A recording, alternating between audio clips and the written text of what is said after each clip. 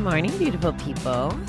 I might traditionally say, happy Monday or happy June 22nd. Anyway, but it's today's reading for June 22nd starts out with happy Monday as the quote from Carl Malin. So here goes with the reading. Let's see how that's applicable. And the irony of the fact that it says happy Monday on a Monday is pretty cool. Most of us, even if we have to work weekends, are thankful when it's Friday. We look forward to the break in our routine or sleeping late or going out in the evening. Our schedules tend to be different on weekends. There's time to relax, time to worship in a formal setting if we choose to. How can anyone say happy Monday? It depends on how we view our work. If our work is meaningless or boring, it's difficult, to say the least, to return to it. Wow, totally wrong times of pauses. Let's try it again. If our work is meaningless or boring, it's difficult, to say the least, to return to it. See, they have too many comments. It's not my fault. But in time, our recovery can help us find work we enjoy. For many of us, work is an essential part of life. It helps us feel we belong to something greater than ourselves and that we are contributing to the health of the greater something, which in turn contributes to society at large. And we're compensated with the salary or satisfaction or both. Every day, even Monday, is a gift given to us without charge and offering us a chance to create happiness. I do sound like it's Monday this morning. Today, help me be grateful for every day I am given.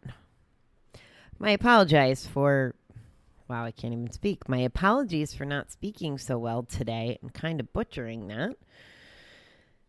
I had no idea what it was going to be about, really, but I think what I'm hearing is to be grateful for Monday because we're given the day, for starters, and we have an opportunity every day when we wake up to make it the greatest day or not. We don't have to apply ourselves. We don't have to do anything, but chances are it's not going to be a super Monday. I'm feeling a little like, I don't want to say unmotivated, but not like in total kick-ass zone yet this Monday morning. And I don't know what that's about. I think I slept pretty good. I was in bed by, 10 o'clock. Anyway, but what I've been doing to make my Mondays and my everydays be good is I've been emailing my two coworkers, whatever day of the week it is, happy Monday or good morning. Today's going to be a great day. And I keep trying to set the tone that way for them, for me, just to make the day a little better. And today I also, I was watching one of the girls in a group that I'm in. She was doing her homework. And I love this because I've seen it before. And I may have even talked to you guys about it recently, but it showed up just in a different way today. And it's, that perspective of, in her example, she bought a hot chocolate and she drove with it in between her legs instead of in the cup holder. So the hot chocolate spills on her clothes, and she's explaining how it sets the tone for the day. She's like, oh, she was polite and said FML, which, if you don't have a 15 or 16-year-old niece to explain that to you, it means F my life. And, she talks us through like how that one thing snowballs. First it starts as a thought, and then she got frustrated by it, and it snowballs into the day. And, you can let it set the tone for your whole day if you want to stay angry about it. Or, she turned it around and she's like, oh, I wear camo. It's not going to show up that much and I can't let it ruin my day. Like taking control of our feelings and emotions. And I think that's part of what this reading's trying to say is we have a choice in how we make our days. And then the piece about, Friday, whether it's a real Friday or our Friday or Friday and you don't have off on the weekends, there is something about how the weekend feels compared to during the week. At least I feel that way. I feel like even if I have a lot of to-dos or even if I'm traveling or whatever, it's, you know what it is for me, I guess. I guess it's because I have my day job that's Monday through Friday, and then I have the rest of the world or my world on the weekends. With my personal mission, it's a 7-day-a-week mission anyway, so it doesn't matter what day of the week it is. But not having the pressure of my day job on the weekends does make it feel a little different. Then I can feel less guilty when I go off and stuff. The other key thing here is the positivity of what our job is. Maybe it may not seem obvious that what we always do is of value. Like I sell flowers, and you might be like, well, the world can live without flowers, maybe. But it may not seem that important. But what is important is the emotion associated with playing with flowers at a funeral, at a wedding, the joy or the comfort that they give.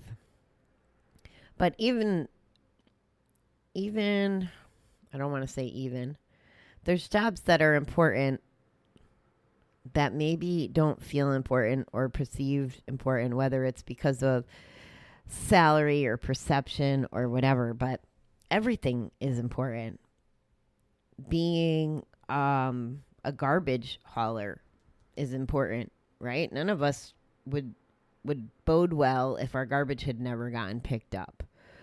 Or people, for me, I've been having to work around a lot of people who are more organized and detailed than me. Now, it doesn't excite me to organize my pictures or whatever, but if they organized my stuff or got me on track, it's not that those tasks aren't any less important. They are important.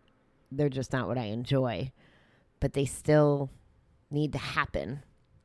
And it doesn't make them doing that part of the job and me doing the talking to you on the podcast part of the job, it doesn't make one any more important than the other. So knowing that, what we do has value, I think it's more important that we look at how we view it. I would always advocate, if you're not happy in your job, just like if you weren't happy in your relationship or anything else, I would advocate for you looking to make a responsible change, because I'm not a proponent of staying stuck or being miserable or whatever. We all have choices. Now, I wouldn't recommend going to quit your job without having another job, but I do recommend being happy and trying to find that happiness. And I did not even mention the word gamble at all this morning. That reading totally took me down a whole different rabbit hole. So I guess the tie-in would be, if you're happy, it's one of those, if you're happy or content or have a positive outlook, ideally that helps keep you away from gambling.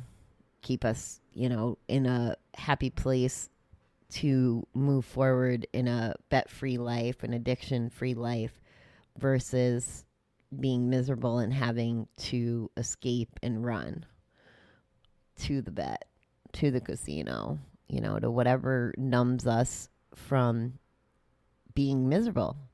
We're not miserable. In theory, we don't need to be numbed. All right, beautiful people. Have a happy Monday. See, that's what it said. So that's what we're going to do. I'm going to go get my butt to work. And hope you guys have a great day. I will be back tonight with the letter U. You have a good day.